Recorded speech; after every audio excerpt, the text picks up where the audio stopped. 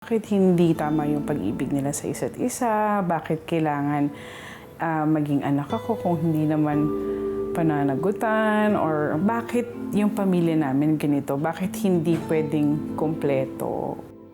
Iyon ang mga katanungang bumagabag sa murang isipan ni Jovi magmula nang lumisan ang kanyang ama. Hindi kasal noon ang kanyang mga magulang nang siya ay mabuo.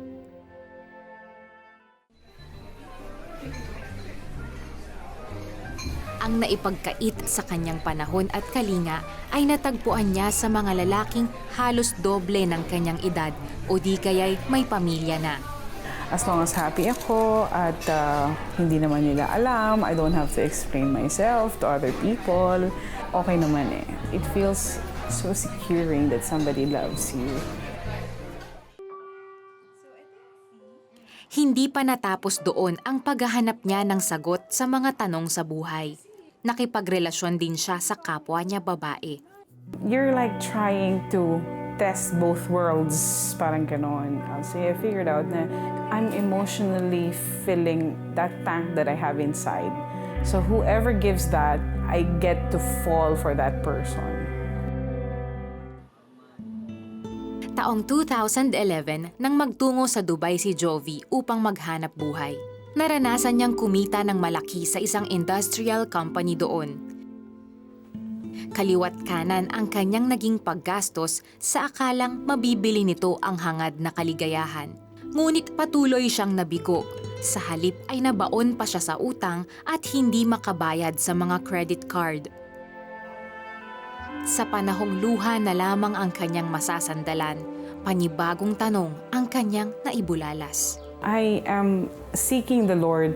What is the purpose of this life? What is this life about? What else would I do to have this love, to have this completeness? That's about 2014 that I really seek the Lord. Naimbitahan siya ng isang bagong kaibigan na magtungo sa simbahan.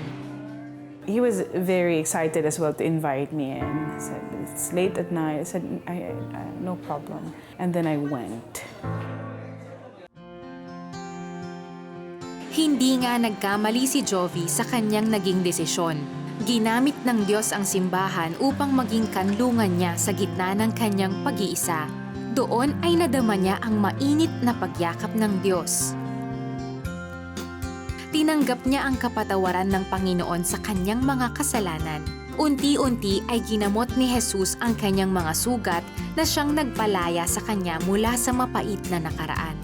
Binigyan siya ng pagkakataon ng Diyos na makasama ang kanyang ama ngayon at bumuo ng masayang relasyon. Kailangan ko tong seryosohin eh. And now I don't need approval of other people kasi I know who I am in Christ. My identity has been restored, has been redeemed.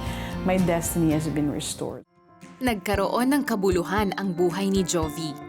Naglilingkod siya ngayon sa Panginoon sa pamamagitan ng Praise and Worship Ministry sa simbahan sa Dubai. Nabigyan din siya ng bagong trabaho sa isang couture business. Nakabangon siya mula sa problemang pinansyal.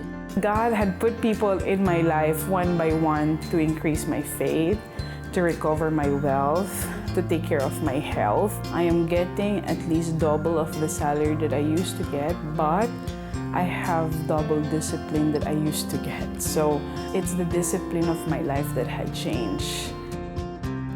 Nadama ni Jovi ang pagmamahal ng Ama sa Langit na nagbibigay sa lahat ng kanyang mga pangangailangan. Bukod sa material na bagay, pagmamahal na walang katumbas ang nadama niya mula sa Diyos Ama. This is the point that I'm really enjoying the life that is a gift from the Lord. And He has blessed me so much. Like, I have to remind myself that I am unbelievably favored in all areas. So when I start to hold His promise, He never failed a bit.